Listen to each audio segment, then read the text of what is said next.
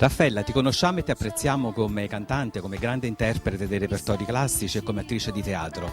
Oggi invece ti troviamo nella veste di scrittrice. Come mai questa svolta? Io credo che un artista durante il suo percorso ami fare le esperienze più diverse, quelle che comunque caratterizzano anche il personaggio. Diciamo che è una traccia che voglio lasciare di me in questo mondo, ovviamente mondo artistico. E lo faccio già attraverso le canzoni, con le mie interpretazioni, anche come hai detto tu, attrice di teatro, però penso che lasciare qualcosa di scritto sia importante. E poi è un desiderio che ho avuto, visto che io ho così tanta voglia di parlare, raccontarsi a chiacchiere a volte non mi riesce tanto bene, a scrivere invece di più. Ecco perché ho voluto mettere alcune cose che riguardano la mia carriera proprio su carta.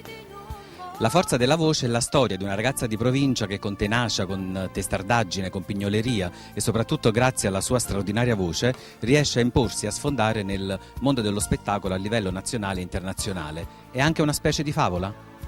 Hai ragione, perché il mio libro l'ho voluto iniziare proprio come un libro di fiabe, anche perché quello che mi è capitato, devo dire la verità, è stata veramente una favola. Tutto ha avuto inizio così, forse per gioco, forse sai quando esprimi un desiderio e poi il desiderio si avvera. Nel libro si intrecciano episodi privati ed episodi pubblici. Mi è piaciuto molto il capitolo in cui parli del rapporto con la tua famiglia, soprattutto di quando eri bambina e del tuo legame con la nonna. Secondo te i lettori attraverso il libro riusciranno a capire anche meglio i tuoi sentimenti?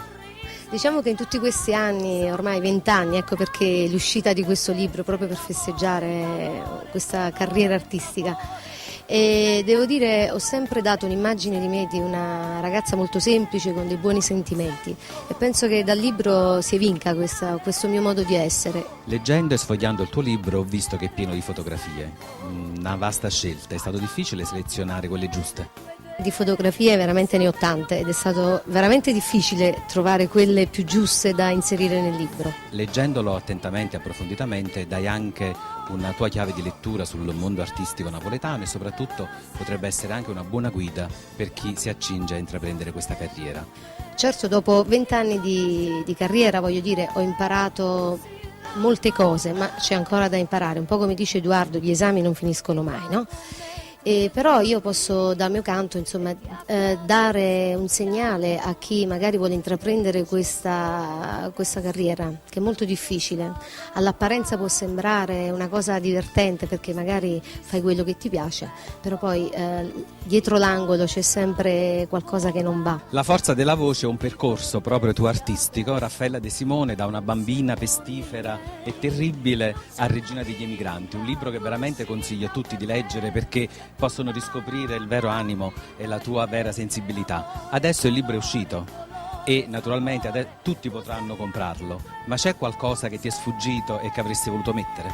Vedi Antonio, il mio compleanno artistico io lo festeggio sempre il 12 febbraio, proprio quando è capitata la mia prima esibizione.